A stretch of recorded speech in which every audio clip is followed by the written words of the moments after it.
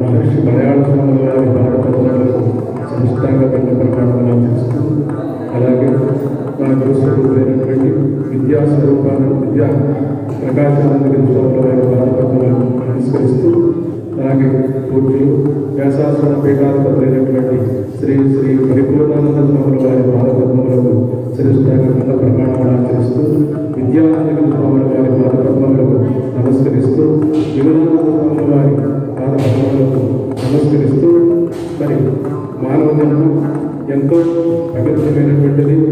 ఇది మానవ జన్మం వచ్చినందుకు జన్మం చరితార్థం చేసుకోవాలి. ఈ జన్మను పవిత్రం చేసుకోవాలి అంటే సంపూర్ణ కృపలోనే ఇది సాధ్యమవుతుంది.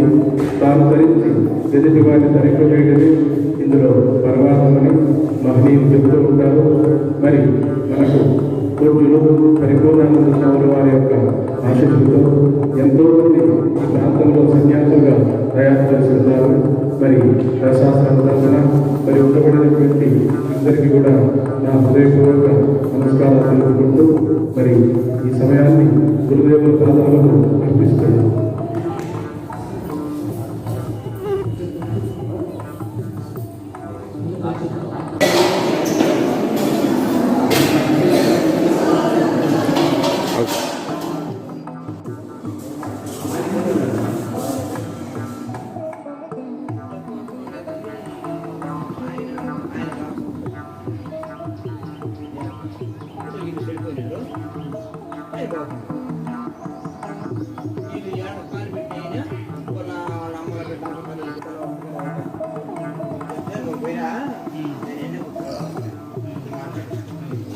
అందుకే మిమ్మల్ని కూడా మీరు ఎండాడనే రమ్మని తీసుకున్నారు.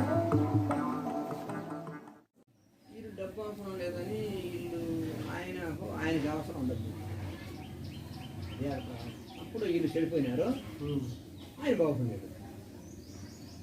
వీళ్ళు ఏడ కాలు పెట్టి అయినా వాళ్ళ అమ్మల బిడ్డలకు తల్లులకు తల ఒకటిగానే ఒకటి గుండు చేస్తే నువ్వు పోయిరా నేను ఎన్నే మాట్లాడుతూ. అందుకే మిమ్మల్ని కూడా మీరు ఎండాడనే రమ్మని తీసుకున్నారు కదా.